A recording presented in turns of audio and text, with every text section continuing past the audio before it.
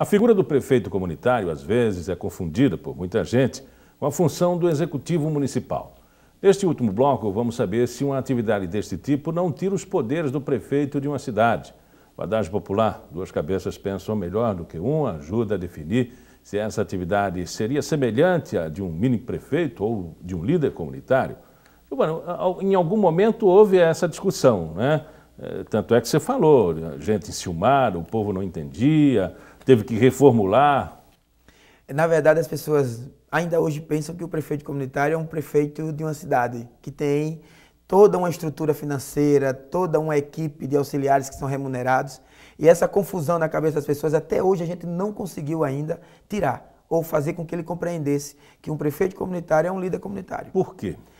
Talvez pelo status, talvez pelo poder, talvez pela força, talvez pela conotação que ganhou, né, o termo prefeito comunitário. Mas se você não fizesse nada, não aparecesse, não surgisse, não reclamasse, não fosse atendido, por isso as pessoas me veem como um grande poderoso, um grande chefão, um grande imperador. Talvez pelo fato da gente aparecer tanto, por cobrar tanto, o prefeito comunitário termina sendo uma figura em destaque. E aí, confunde sim, como você me fez a pergunta no início, entre o poder do prefeito da cidade e o prefeito comunitário. As pessoas pensam que eu tenho mais poder do que o próprio prefeito da cidade. Talvez fosse mais possível a confusão com um vereador, porque você reivindica, você representa a população através da associação. Mais do que um vereador. O prefeito comunitário está na frente dele, está do lado dele, está perto dele, está na comunidade. O vereador está distante. Mas você não tem o poder de executar. Não tem, mas aí a gente tem o poder de driblar. Como seria o poder de driblar? Seria justamente cobrar, como a gente tem feito. Fazer com que o executivo exerça a função dele. E agora, com o poder de que a gente tem o Ministério Público como parceiro, no sentido de dizer, eu vou ao Ministério Público, isso impõe um certo medo, às vezes, a alguns gestores. Então, a gente se torna ainda mais forte. Porque a população acredita, tudo quando não consegue com o poder público, a população, vou pedir o prefeito comunitário, vou procurar o prefeito comunitário. E isso me impõe uma certa preocupação.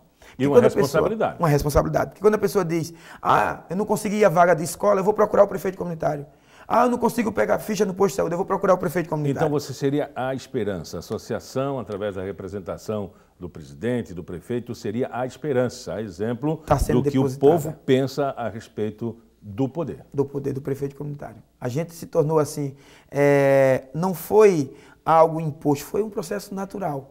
À medida em que a gente... E aí, eu acho que talvez, se outro prefeito comunitário, e a gente tem outros em outras regiões, não tem a mesma ascensão que a gente, é porque talvez vem do sangue, vem de como você vive, vem do berço da comunidade. E eu me envolvi tanto desde pequeno na região do Benedito Bento, nas escolas em que estudei pública, né, fazendo show, baile, festa de mães, queimado, cobrando que eu ia para a escola merendar também. E como não tinha merenda, a gente fazia manifestação. Então, desde muito cedo, eu aprendi a me envolver com isso. E isso, como você disse, surge naturalmente a partir das próprias reivindicações pessoais. A partir daí. É como se fosse um gestor, né, que é eleito pela população, que tem tudo para fazer uma grande administração e que depois... A diferença é que você não tem o dinheiro, você não pode fazer obra. A gente tem um problema. A gente tem um problema. E aí o problema é que a gente não tem o poder de resolvê-lo. O povo te ajuda na hora, ou ajuda a associação, na hora de uma manifestação, na hora de fazer a pressão? Ajuda e muito. Ajuda nas orações também. Ajuda em casa, ajuda na igreja, ajuda no trabalho. As pessoas, graças a Deus, eu sempre contei, eu tive a felicidade de ter sempre o povo ao meu lado. E talvez foi porque todas as coisas que a gente tentou, a gente sempre conquistou. As associações recebem algum tipo de apoio de políticos, vereadores, outras lideranças que às vezes há uma carência, por exemplo, vou comprar a taça para o campeonato, mas não tem dinheiro. A inadimplência é grande. Isso, as entidades, elas hoje vivem, alguns, né, dos empresários. Porque hoje os empresários, o terceiro setor, que é a associação, ela tem uma outra visão de tanto perceber que tinha que funcionar em contato com o povo e não mais e de maneira independente. E de maneira independente, que começaram a ver as entidades de outra forma. Agora, claro, que ainda tem aqueles grupos ligados a determinados políticos que por conta disso compra a taça, bota o nome dele e não o nome da associação.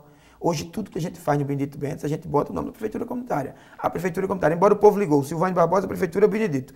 Os três estão tão ligados que quando se fala em qualquer um dos três, o povo já liga, o Silvânio liga o Benedito. O Benedito liga a prefeitura e a prefeitura liga o Silvânio. Então, em algum momento houve uma confusão, as pessoas ligavam o seu nome a uma carreira política? Ainda hoje. Em algum momento você foi assim, levado a pedir voto ou representar alguém pela associação, isso facilitando, obviamente, a entrada daquele candidato? Olha, na verdade, quando colocam o Silvânio Barbosa, colocam também o título, no caso, o poder, o cargo que eu ocupo, o prefeito do Benedito Bentes. Não chama mais nem o prefeito comunitário, o prefeito do Benedito Bentes.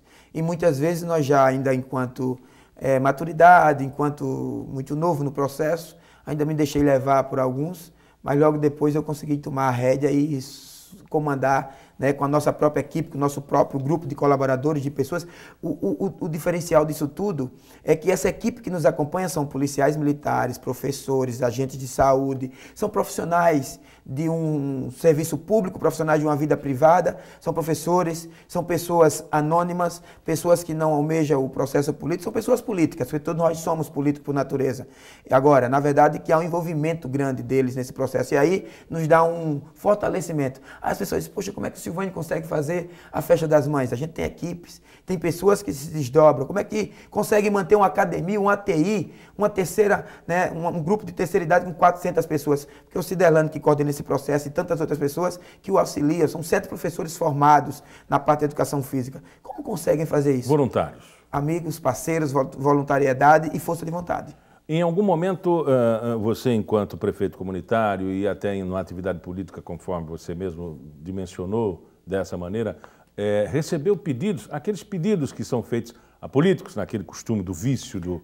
Isso a gente recebe todos os dias. Eu recebo do material de construção a construir a própria casa. Há até um caso recente de uma senhora de 85 anos, chegou chorando, pedindo por tudo, meu filho, pelo amor de Deus, eu estou com medo porque eu moro sozinha e eu estou sabendo que meu vizinho vai me matar, porque se eu morrer a herança fica para ele, porque não tem ninguém na minha família. Eu disse, mas isso não é comigo, isso é com a delegacia. Eu recebo de tudo que você imaginar. Mas você encaminha? Encaminha, a gente encaminha todos os pedidos que chegam, até desde aquela criança que não tem um registro de nascimento, aquela senhora de idade que perdeu para você tirar uma segunda via de identidade, a gente encaminha todos os pedidos que a gente recebe. A prefeitura toma dores dos outros? De todos. Todo tipo de dores. E a gente fica assim com aquela inquietação quando a gente não consegue resolver. Mas a gente encaminha. Sabendo que o nosso encaminhamento lá no algo que a gente vai encaminhar aquela pessoa não é a mesma eficiência, a mesma rapidez para se resolver o problema, mas a gente faz questão de mostrar às pessoas. E uma vez por mês tem reunião. A próxima reunião é na próxima quarta-feira, às 17 horas, com todos os segmentos da comunidade. São aproximadamente entre 1.200 pessoas que participam do Ginásio Fantástico e a gente abre espaço para todos os temas. A gente leva diversos segmentos para debater saúde, para debater educação, para debater segurança pública, no sentido de que eles percebam que a Prefeitura Comunitária não é uma entidade paralisada, que está ali quieta no canto dela e que só é o prédio, só é a estrutura física.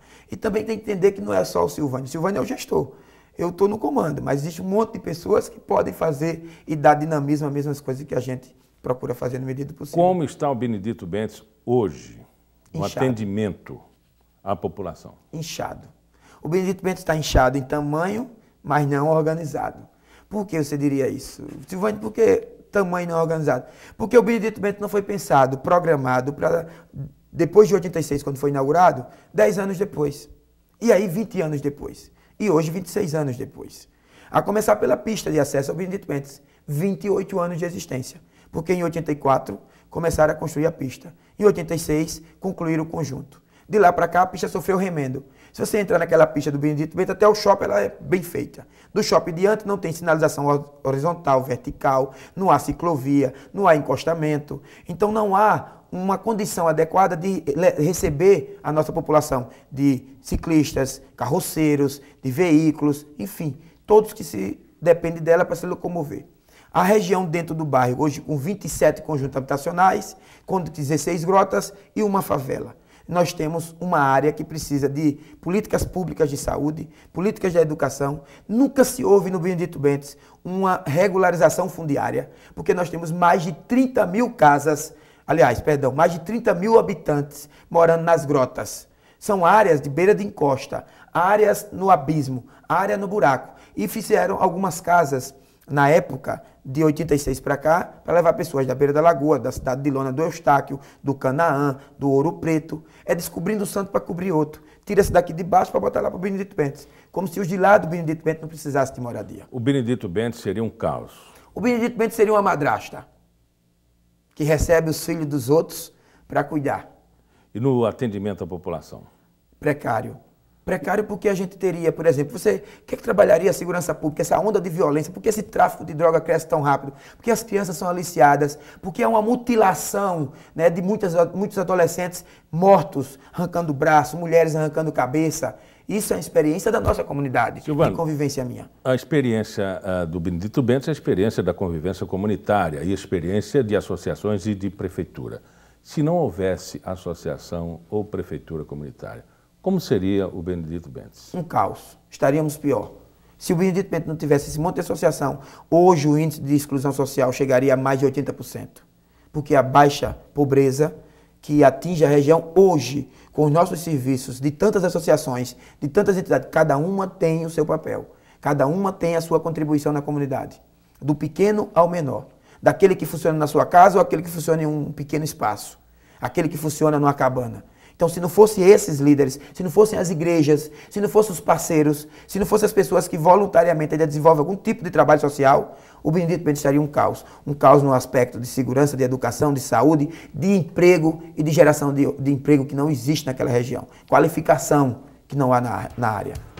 E o enfoque desta semana fica por aqui. Agradeço a participação do nosso convidado, o professor e líder comunitário Silvânio Barbosa.